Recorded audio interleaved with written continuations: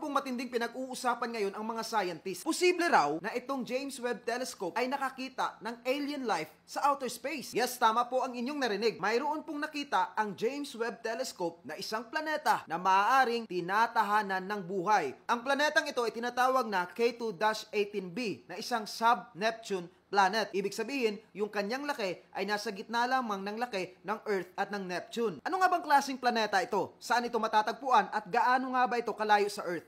Well, napag-alaman po ng mga scientist na ang naturang planeta ay napuno po ng tubig at binalot po ito ng hydrogen.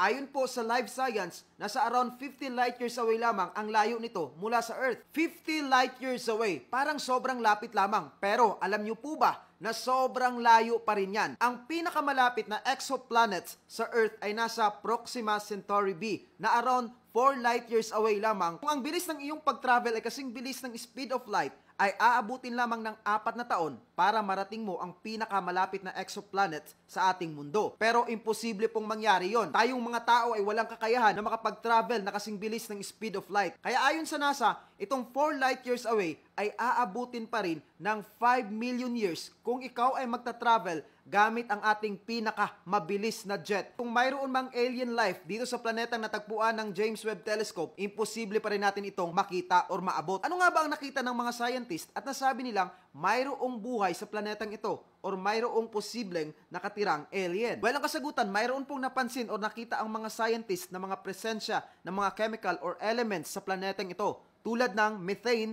carbon dioxide, hydrogen, and low levels of ammonia. At ayon po sa pag-aaral ng mga scientists, kapag mayroong ganitong klaseng elements or mga chemicals ang isang planeta, ibig sabihin yan, may tuturing siyang Haitian worlds. Kapag nasa kategory po ng Haitian worlds ang isang planeta, ibig sabihin na puno po ito ng hydrogen. Tapos mayroon siyang napakalawak na dagat at binabalot ng dagat na ito ang isang icy mantle. At dahil nga po nasa kategory ng Haitian worlds ang naturang planeta, possible raw na mayroong buhay talaga dito. Mayroon pa pong nakita ang mga scientists. Nakita po nila ang presensya ng dimethyl sulfides. Ang chemical na ito ay matatagpuan lamang sa isang microscopic life dito sa Earth. Ito ay matatagpuan lamang sa phytoplankton na nakatira nga dito sa ating dagat. At dahil nga po mayroong ganitong klaseng buhay sa naturang planeta, naisip ng mga scientist ang possibility na pwede ring mayroong nakatira ditong mga extraterrestrial beings or mga alien. Kung totoo man na mayroon talagang alien sa planetang ito, ay malabo pa rin natin silang makatagpo dahil